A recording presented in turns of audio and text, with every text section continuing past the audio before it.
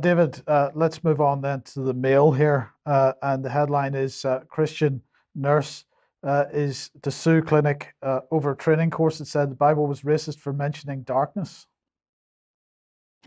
Yes, this is Amy Gallagher, who we'll be interviewing in the next few days. So she's taking action against Tavistock and Portman NHS Trust. Isn't everybody, including many of their patients?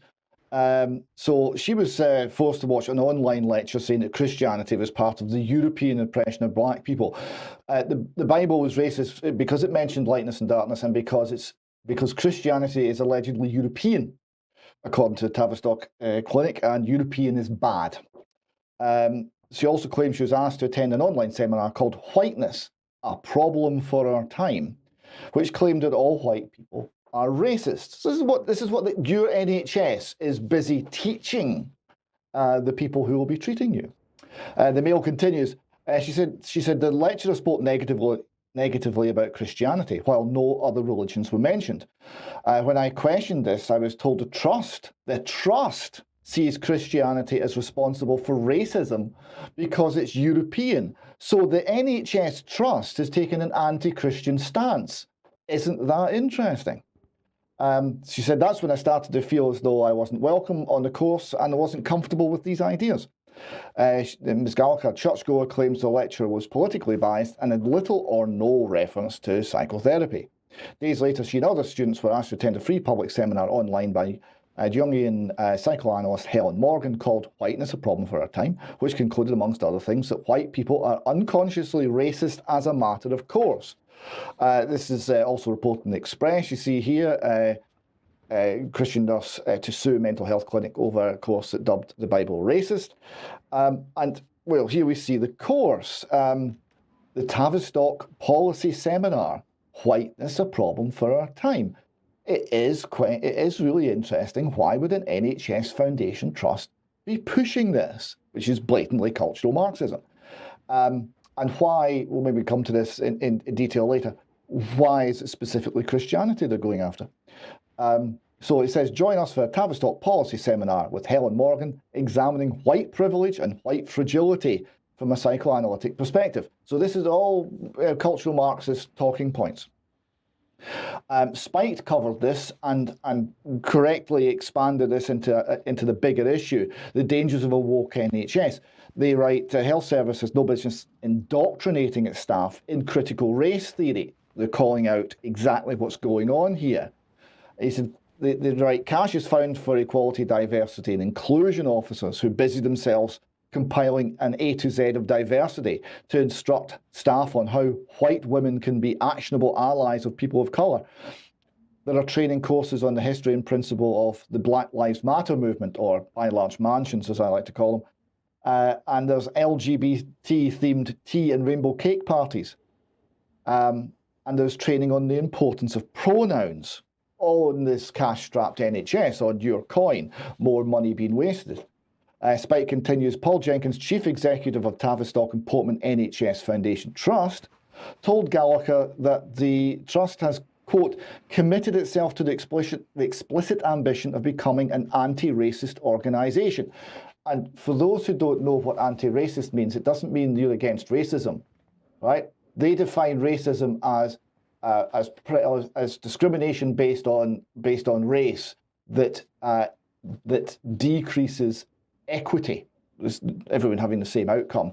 They define anti-racism as discrimination based on race that increases equity. So when they say anti-racist, they talk about basically moving white people down the list and whoever else they think is doing well, so that they're not treated on the basis of need, but you're treated on the basis of skin colour. So they're talking about bringing an inherently racist policy into the NHS. That's what that actually means. Spike continues, but being a Christian and questioning the validity of concepts like white privilege doesn't make someone racist. It does in the way the Portman NHS Trust define it. And they continue, Gallagher has stressed that she takes a colourblind approach to her work. And this is something that is being now viewed as problematic by the NHS management itself. A couple of quick slides here.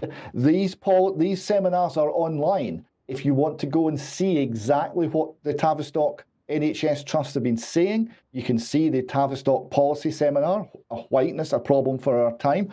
Unfortunately, the comments are turned off. I can't imagine why. And you can also see the January 2021 seminar discussing the previous lecture. We've got here from New Discourses a definition of whiteness. It's well worth looking at if you're wanting to understand how the language is being changed. A couple of quick extracts. White people and people of colour in their own ways are expected to take up a lifelong commitment to an ongoing process of anti-racism work as a result of the inherent complicity in whiteness. As critical race educator Robin D'Angelo puts it, the goal is not to construct a positive white identity, which is impossible, but instead to endeavour to become less white. This is what our NHS is teaching people. Continue here. People of colour, on the other hand, are admonished that the master's tools will never dismantle the master's house, and are therefore instructed to identify white methods, white empiricism, white science, and white mathematics as being manifestations of whiteness that need to be eschewed, avoided, criticised, and dismantled, including by acts of strategic resistance. So if you've got something like an NHS Trust that's dismantling what it sees as white science, by which we mean science, they're going to come up with increasingly irrational policy prescriptions and treatments for their patients. And they did just that. That's why they're being sued by a whole lot of the people they've mutilated when they actually needed compassion and counselling. So you're seeing the ideological takeover of an organisation here, but in other places you're seeing the effect of it in the toxic nature of how it then behaves.